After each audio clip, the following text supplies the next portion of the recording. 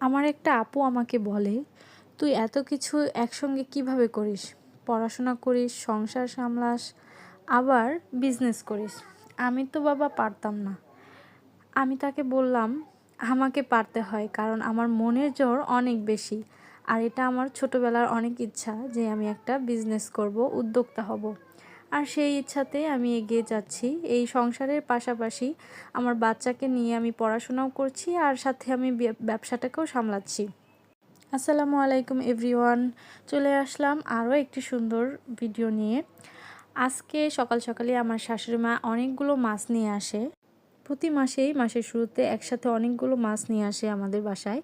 এখানে আমাদের হাফ আছে, আর হাফটা আমার জালের। একসঙ্গে অনেক বেশি পরিমাণে মাছ নিয়ে এসেছে। এইগুলো আমরা সকালবেলায় কাটাকুটি করে এখানে ধুয়ে কেটে ফ্রেশ করে রেখেছি। এখন এগুলো আবার প্যাকেটিং